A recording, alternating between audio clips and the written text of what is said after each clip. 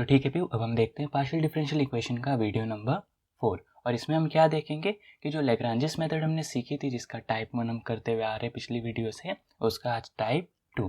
तो उससे पहले मैं सोच रहा हूँ टाइप 1 का एक रिविजन क्वेश्चन कर लेते हैं, मज़ा आएगा। तो क्वेश्चन कुछ ऐसा है कि हमें सॉल्व करना है x² p plus y² q is equals to z²। Okay, आज का क्वेश्चन नंबर 1 हमें सॉल्व करना है। तो सबसे पहले अगर इसे सॉल्व करना है तो इसकी लैग्रांजेस ऑक्सिलरी इक्वेशन बनानी होगी, क्योंकि ऑलरेडी स्टैंडर्ड फॉर्म तो है P P Q Q R. ठीक है, चलो एक और बार रिवाइज करवा देता हूँ। स्टैंडर्ड फॉर्म क्या होती है? P P plus Q Q and that is equals to R. Okay, so therefore the Lagrange's auxiliary equation, Lagrange's की ऑक्सिलरी इक्वेशन क्या कहती है हमें कि dx upon p is equals to dy upon q is equals to dz upon r। Okay, so therefore dx upon p की value कितनी है? x² that is equals to dy upon y² and that is equals to dz upon z²। अब अच्छी बात यहाँ पे ये है कि कुछ भी कैंसिल करने की ज़रूरत तो बिल्कुल नहीं है। x के साथ x है, y के साथ y है, z के साथ z है। अब जो मर्जी पैर ले लो। तो चलो पहले दो की पैर बनाते हैं। सो देयरफॉर नाउ हम पहला पैर ले रहे हैं dx upon x² is equals to dy upon y²। और वेरिएबल्स भी ऑलरेडी सेपरेटेड है, x के साथ x है, y के साथ y है। तो यहाँ से हम कर सकते हैं इंटीग्रेटिंग बोथ साइड्स। तो जैसे अब यहाँ से हम इंटीग्रेशन अप्लाई करेंगे तो हम क्या देख पाएंगे कि integration of 1 upon x² dx is equals to integration of 1 upon y² dy। 1 upon x² का इंटीग्रेशन कितना हो जाता है? -1 upon x and that is equals to 1 upon y² का -1 अपॉन y और प्लस का कांस्टेंट c1 डायरेक्टली लिख लेते हैं। अब ये चीज़ जाएगी उस तरफ तो हमारे पास आएगा 1 upon y minus 1 upon x is equals to c1। Done, ये आ चुकी है हमारे पास पहले कांस्टेंट c1 की वैल्यू। अब दूसरा कांस्टेंट पाने के लिए हम एक काम कर सकते हैं, हम या तो इन दोनों का पेयर बना सकते हैं या तो फर्स्ट और लास्ट का। आपको पता है रूल क्या कहता है कि या तो c1 में या तो c2 में कहीं ना कहीं एक जगह तो z होना चाहिए। तो अगर मैंने इन दोनों को किया फिर भी z आएगा, फर्स्ट लास्ट को किया फिर भी z आएगा। तो एक काम करते हैं, फर्स्ट लास्ट को ही ले लेते हैं। सो नाउ अब हमारे पास क्या आ जाएगा? dx upon x² is equals to dz upon z²। फिर हम इसको इंटीग्रेट करेंगे। So -1 upon x is -1 upon y plus 1 upon z is equals to c2। अब शिफ्टिंग करेंगे सो ये इस तरफ आ जाएगा। सो 1 upon z minus 1 upon x is c2। ये आ चुकी है इक्वेशन 1। तो मैं अब फाइनली क्या लिख पाऊंगा कि from equation 1 and 2 the required solution is phi of c1 comma c2 यानी 1 upon y minus 1 upon x comma 1 upon z minus 1 upon x and that is equals to 0। इसे ज़रा सिंप्लीफाई करके x minus 1 upon xy comma x minus z upon xz is equals to 0। दोनों ही solutions सही है। और क्या लिखना नहीं भूलना है? where phi is an arbitrary function, ये लिखना तो बिल्कुल ना भूलना कि फाई जो है वो एक आर्बिट्ररी फंक्शन है। फाई अच्छे से लिख लेते हैं। ठीक है, तो ये था हमारा टाइप 1 जिसमें हम क्या करते थे, जो ये 3 फ्रैक्शंस आए हुए इसमें से हम किसी की भी कंपैरिजन करते थे, जिसकी वजह से क्या हो कि dx वाले और अगर dy कर रहे हैं तो उनके आसपास x और y हो। अगर dy dz की पेयर बना रहा हो तो आसपास y z हो, और dx dz की पेयर बना रहा हो तो x z हो, तो ठीक रहेगा। मतलब जिनका डेरिवेटिव्स है वही वेरिएबल्स प्रेजेंट हो, जो थर्ड पार्टी या तो वो कैंसिल हो जाए या फिर इस केस में कुछ ज़्यादा ही परफेक्टली गिवन हो तो कैंसिल करने की ज़रूरत ना पड़े। ठीक है, बहुत सिंपल होता है टाइप 1। ठीक है, तो इस लैग्रांजेस मेथड का ये टाइप 1 था। अब हम टाइप 2 देखते हैं। टाइप 2 में क्या होता है, ये जो कांस्टेंट 1 हमें मिलता है ना, उसकी इंपॉर्टेंट होती है। कांस्टेंट 1 हमें कांस्टेंट 2 ढूंढने में मदद करता है। दिखाता हूँ आपको कैसे, पहले ये साफ कर ले। चलो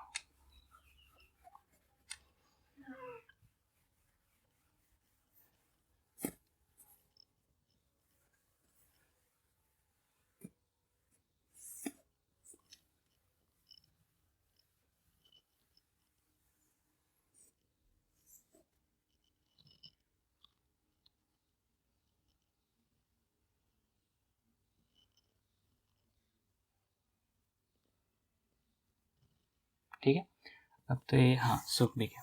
चलो अब टाइप 2 के क्वेश्चंस करते हैं। मैं पहले पहला क्वेश्चन ढूंढ लूँ बुक से।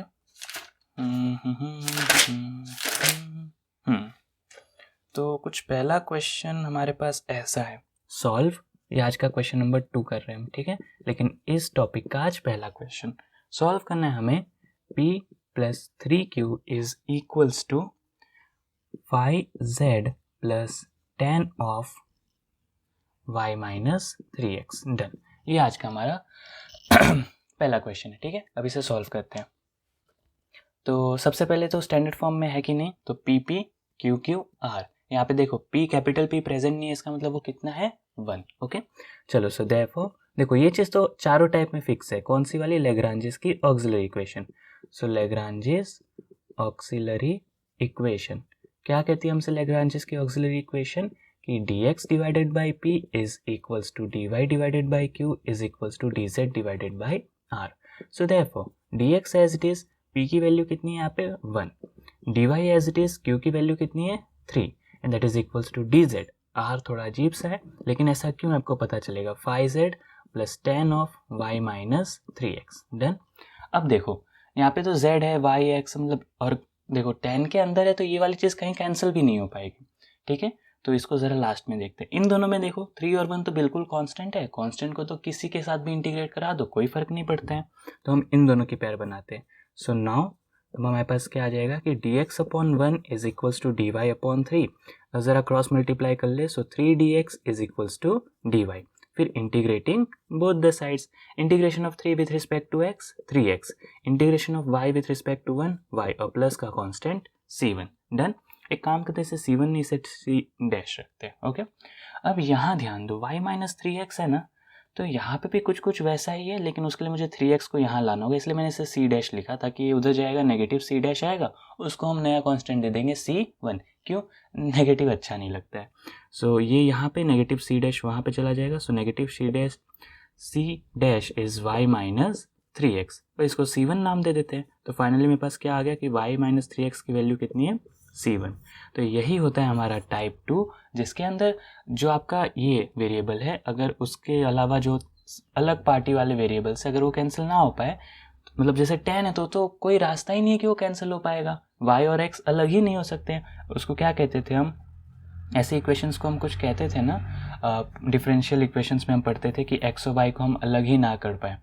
तो मतलब 10 के अंदर ना ही कैंसिल होगा, ना ही अलग होगा, ना इसके साथ, मतलब ऐसे जो डिफ़िकल्ट वाले हैं जो कैंसिल ही ना कर पाए, तो इसका मतलब समझना कि जो पहला कांस्टेंट हमें मिलेगा इजी वाली इक्वेशन से, वो कांस्टेंट वहाँ पे एज इट इज़ रिप्लेस हो जाएगा। अब देखो y - 3x क्या हो जाएगा c1, और tan c1 तो अपने आप में एक कांस्टेंट है, तो इंटीग्रेशन में कहीं पे भी कोई फ़र्क नहीं डालेगा। सो नाउ अब यहाँ से आप एक काम करो, किसी के साथ भी फर्स्ट और लास्ट कंपेयर करते हैं। So dx/1 is equals to dz/5z + tan y - 3x। अब यहाँ से आप एक स्टेटमेंट लिख सकते हो कि फ्रॉम इक्वेशन नंबर 1 हम क्या जानते हैं कि dx as it is, dz as it is, 5z as it is, और उसे मैं लिख सकता हूँ tan c1। अब देखो क्योंकि c1 एक कांस्टेंट है तो tan c1 भी कांस्टेंट हो गया, और ये कांस्टेंट हो गया तो इंटीग्रेशन का कोई फर्क, ऐसा समझो ना कि आपको क्या इंटीग्रेट करने को कहा गया है 5z + a, बस। तो इसका इंटीग्रेशन क्या आएगा 1/5 as it is natural log of 5z + a। तो बस अब यहाँ से integrating both the side, integration of dx 1 है तो x आ जाएगा, और इसका जैसे मैंने आपको बताया 1/5 as it is natural log of 5z, sorry यहाँ पे मॉड्यूलस आएगा 5z + अब a मतलब कांस्टेंट अपना एज इट इज है tan c1, और प्लस का c2, tan c1 और प्लस का c2। अब c2 एज इट इज, इसे यहाँ भेज दो, तो x - 1/5 natural log of 5z। हाँ, और लास्ट में वापस से c1 की जगह उसकी वैल्यू लिख दो y - 3x, and that is c2। तो आप लोग देख, सॉरी कहाँ गया डस्ट, तो आप देख सकते हो कि जो हमारा कांस्टेंट है c2 वो हमें अब मिल चुका है। तो जैसे हमें कांस्टेंट 1 मिल चुका है, वैसे हमें कांस्टेंट 2 मिल चुका है, और दोनों मिलने का हमें क्या मतलब समझ में आता है कि हमारा तो सॉल्यूशन डन हो गया जी। यहाँ से हम लिख सकते हैं कि therefore from equation 1 and 2 phi function of y - 3x, x - 1/5 natural log of 5z + tan y - 3x, जगह छोटी पड़ गई, and that is equals to 0। और बिल्कुल भी लिखना ना भूलना, where phi is an arbitrary function। डन, ये हो चुका है हमारे पास इक्वेशन नंबर, सॉरी टाइप 2 का पहला क्वेश्चन सॉल्व। आपने देखा कि जिसमें वेरिएबल्स आप कैंसिल ना कर पाओ, अलग ना कर पाओ, तो उसमें ना कहीं एक सिंपल वाली इक्वेशन छुपी होगी, उसके हेल्प से जो आपको कांस्टेंट 1 मिलेगा और उसके अंदर जो इक्वेशन आएगी वही वो वाली इक्वेशन होगी जो अंदर इन्वॉल्व होगी। और 2 क्वेश्चन करते हैं, आपको क्लियर हो जाएगा, ठीक है। ऐसा कुछ ये भी हार्ड एंड फास्ट टॉपिक नहीं है, मज़ा तो आने वाला है 3rd और 4th टॉपिक में, समझ गए। चलो अभी तो मज़े मज़े में जैसा है वैसा कर लेते हैं।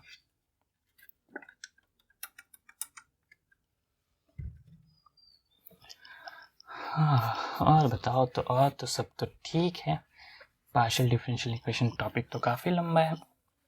अभी तो हम टाइप 1 ख़त्म किए। टाइप 1 की आपको पीडीएफ भी पहुंच गई होगी, जिसका हेडिंग क्या होगा, PD#3।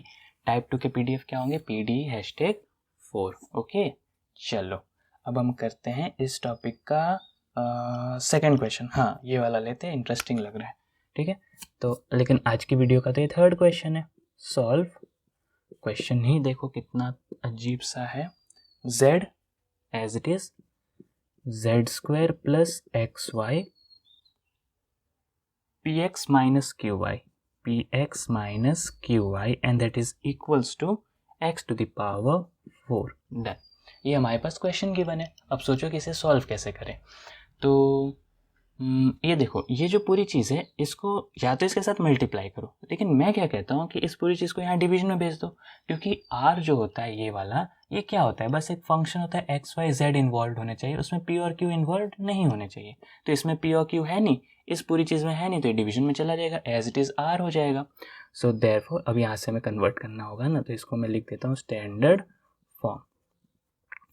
तो px minus qy and that is equals to x to the power 4 divided by z into z square plus xy। समझ में आ गया। p ये रहा, सॉरी x जो है वो p हो गया, माइनस का y। स्टैंडर्ड फॉर्म अगर लिखना है तो इसको ऐसे नहीं लिखेंगे हम, स्टैंडर्ड फॉर्म लिखना है तो xp plus minus y q ऐसे लिखेंगे।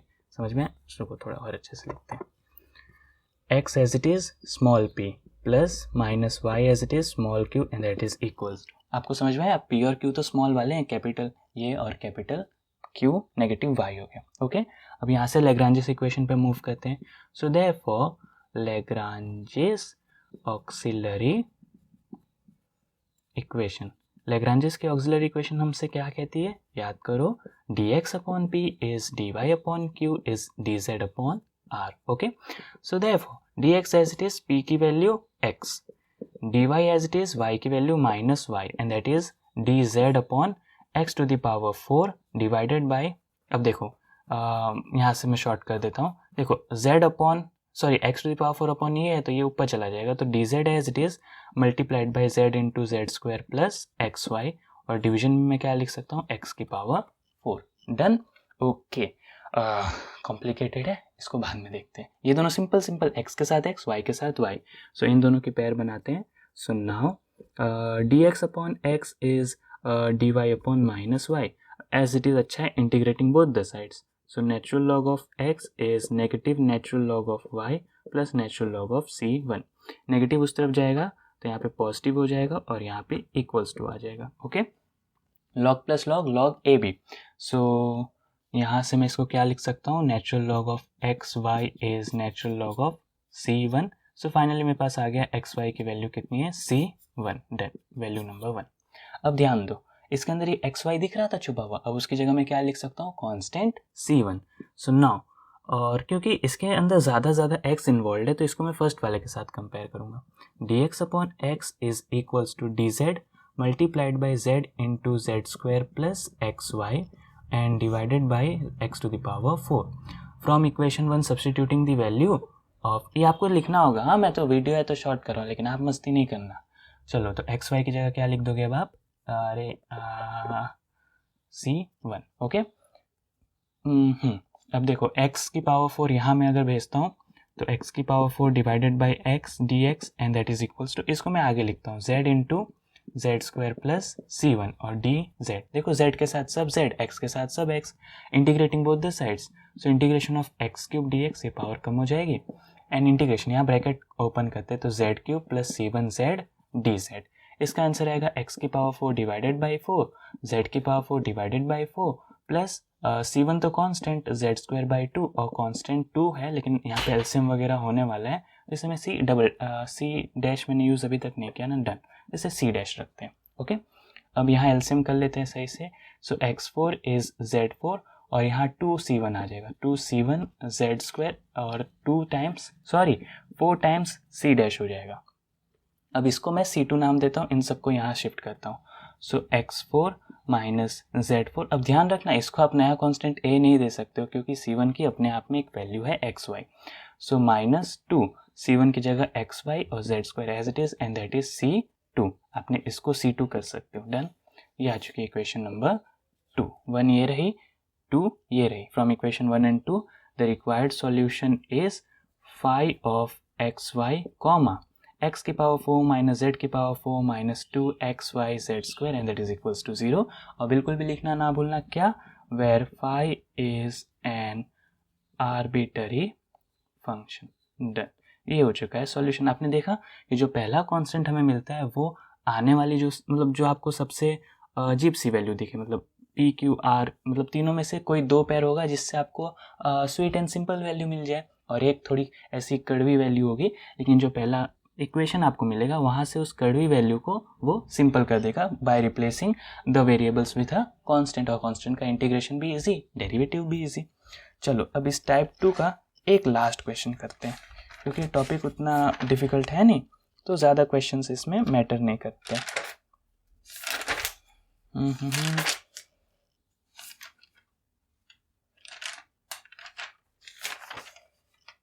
कौन सा क्वेश्चन कराऊं मैं आपको अब?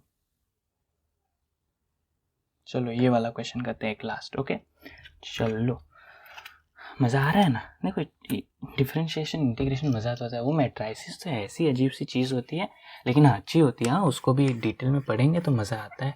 आइगन वैल्यूज आइगन वेक्टर्स तो अभी हमने जैसा पढ़ा था वैसा कुछ होता है नहीं, उसको तो पूरी वेक्टर मैपिंग ये वो सब करना होता है। जब मिलेंगे तब आपको मैं कराऊंगा। चलो अब हम इसमें लास्ट क्वेश्चन करते हैं। इस टॉपिक का है तीसरा क्वेश्चन, बट आज के दिन का चौथा क्वेश्चन। ऐसा क्यों हुआ? क्योंकि हमने जो सबसे पहला क्वेश्चन किया था वो टाइप 1 का रिविजन क्वेश्चन था। तो आज का क्वेश्चन नंबर 4 और इस टॉपिक का इस वीडियो के लिए लास्ट क्वेश्चन, क्योंकि इजी टॉपिक है, स्वीट एंड सिंपल है, आप कर लोगे। तो क्वेश्चन कुछ ऐसा है, XYP plus y² plus 2x² minus XYZ is equals to 0। 2x² minus XYZ is equals to 0। Done, ये हमारा क्वेश्चन है। सबसे पहले इसको स्टैंडर्ड फॉर्म में कन्वर्ट करना होगा क्योंकि बिल्कुल ही स्टैंडर्ड फॉर्म में नहीं है। सो देयरफॉर स्टैंडर्ड फॉर्म क्या कहता है हमें? PPQQR। तो इसका स्टैंडर्ड फॉर्म क्या आएगा? XYP प्लस y²Q और सिंपली इन्हें उस तरफ शिफ्ट करते हैं तो XYZ माइनस 2x²। डन, अब इसके बाद से आ जाती है हमारी लैग्रांजिस की auxiliary equation. So Lagrange's auxiliary equation, Lagrange's की ऑक्सिलरी इक्वेशन क्या कहती है हमें? कि dx upon p is dy upon q is dz upon r, तीनों चीज़ें आपस में इक्वल। चलो तो dx as it is, p की वैल्यू कितनी है? Sweet and simple xy। dy as it is, q की वैल्यू कितनी है? y²। एंड dz r की वैल्यू देखो XYZ minus 2x²। Okay done, अब आपको पता चल चुका है इन दोनों को कंपेयर करना है इज अ गुड ऑप्शन, क्योंकि y रिड्यूस हो जाएगा, x के साथ x, y के साथ y। सो नाउ पहले दो को कंपेयर करते हैं। सो dx upon XY is dy upon y²। यहाँ से पावर कम, सेपरेट भी करने की जरूरत नहीं है, सब अपनी जगह ठीक है। So 1 upon x dx and that is equals to 1 upon y dy, integrating both the side. तो यहाँ से मैं क्या देख पाऊंगा? Integration of 1 upon x natural log of x that is natural log of y plus natural log of c1। यहाँ पे तो वैसे भी मॉड्यूलस में लिखना चाहिए लेकिन भूल जाता हूँ मैं। चलो, सो natural log of x minus natural log of y is natural log of c1। x upon y आ जाएगा and that is c1। Done, और अब इसका यूज़ करना होता है, आप जानते ही हो। तो यहाँ से मैं इसको ऐसे यूज़ नहीं करेंगे, बल्कि यहाँ से मैं x की वैल्यू लिख सकता हूँ y टाइम्स c1 या फिर c1 टाइम्स y, कांस्टेंट पहले लिखना चाहिए कभी भी, c1 टाइम्स y। डन, अब इसको मैं इक्वेशन नंबर 2, इसकी रिप्लेसमेंट हमें यूज़ करनी होगी। तो अब देखो मैं x को किस में कन्वर्ट कर रहा हूँ? y में, है ना? तो इस वाली इक्वेशन में जितने x है वो सब इस y में आएंगे। तो मुझे, क्योंकि यहाँ पे z है और x y में कन्वर्ट हो जाएगा, तो इसको इसके साथ ना कंपेयर करके इसके साथ कंपेयर करेंगे क्योंकि इसमें y है।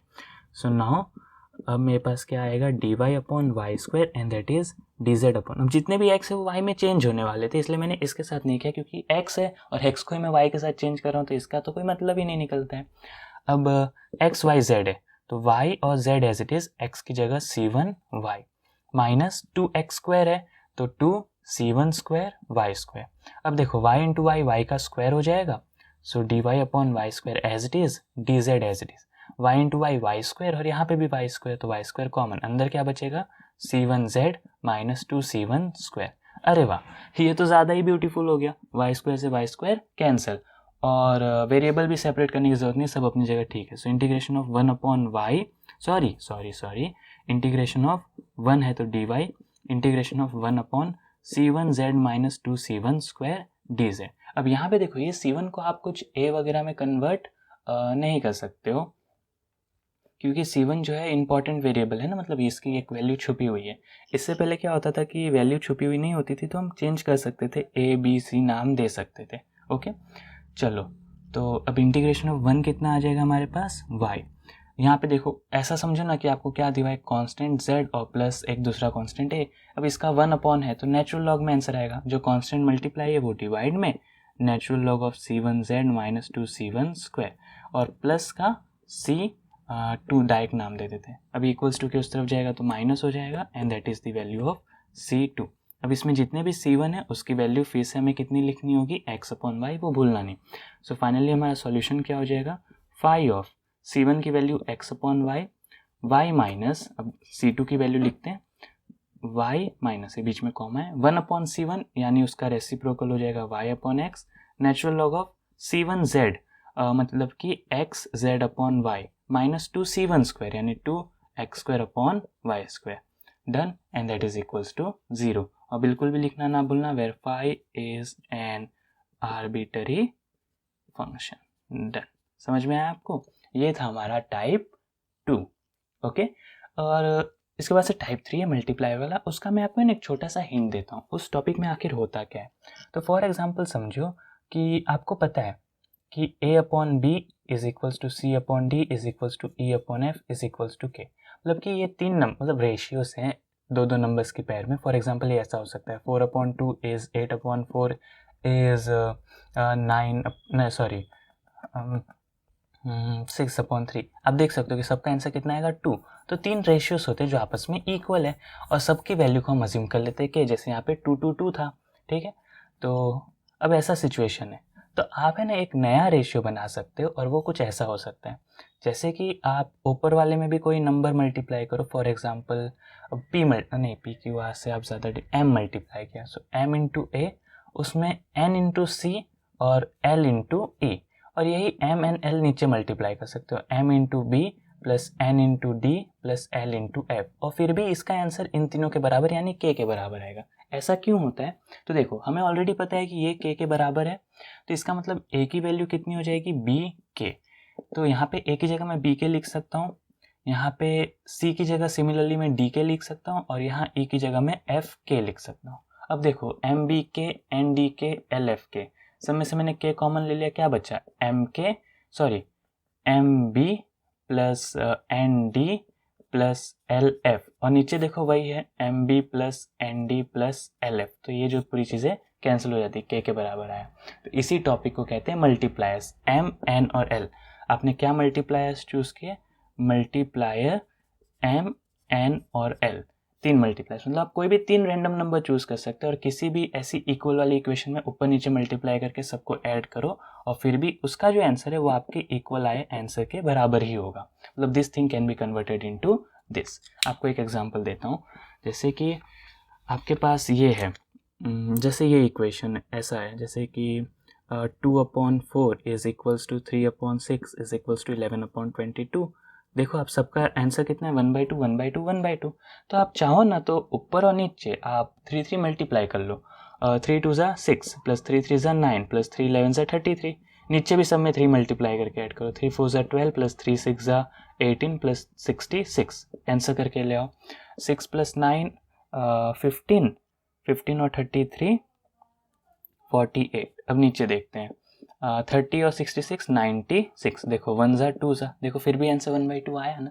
वही मैंने आपको एक थियोरेटिकल प्रूफ दिखाया कि कोई भी M N L चूज़ करो आंसर सेम आता है। यहाँ तो फिर भी मैंने 3 3 3 चूज़ कर लिया सेम टू सेम। आप एक में 3 करो, एक में 4 करो, एक में 5 करो, लेकिन याद रखना 3 है तो ये वाला 3 से आना चाहिए, ये वाला 4 से और ये वाला 5 से। करके दिखाता हूँ आपको। चलो अभी एक काम करते हैं, 1 2 3 चूज़ करते हैं, छोटे छोटे नंबर्स। तो 1 2 2 प्लस इसमें 1, इसमें 2, इसमें 3, 2 3 6 प्लस 3 11 33, इसमें 1 यानी 4, उसमें 2 यानी कि 12 और इसमें 3 यानी कि 66। 8 आ जाएगा, 8 और 33 41। अब यहाँ 66 और 4 70 82, 1 ज़ा 2 ज़ा। आपने देखा? तो कोई भी 3 रैंडम नंबर्स आप चूज़ करो और उसको तीनों के साथ मल्टीप्लाई करके और ऐसा फ्रैक्शन को ऊपर नीचे ऐड करो, तो आंसर जो आता है वो फिर भी पुराने वाले के इक्वली आता है। मतलब they are again equals to this 3 equal fractions. समझ में? तो इसी मल्टीप्लायर टॉपिक का हम यूज़ करेंगे, आपको उस टाइम पे अच्छे से समझ। लेकिन हाँ, मैं आपको बता रहा हूँ कि हाँ ये चीज़ ट्रू कैसे होती है, उसका मैंने आपको एक प्रूफ दिखाया। तो बस यही चीज़ हम यूज़ करने वाले हैं अपने टाइप 3 में, जिसमें लैग्रांज ऑक्सिलरी इक्वेशन होती है, लेकिन हम उसको मल्टीप्लायर्स की हेल्प से सॉल्व करते हैं। ओके, तो टाइप 2 खत्म होता है। और तो कुछ नहीं, टेंशन मत लेना, सब इजी है। बाकी तो मैं हूँ ही, आपको सब इजीली सॉल्व हो जाएगा। डन, चलो।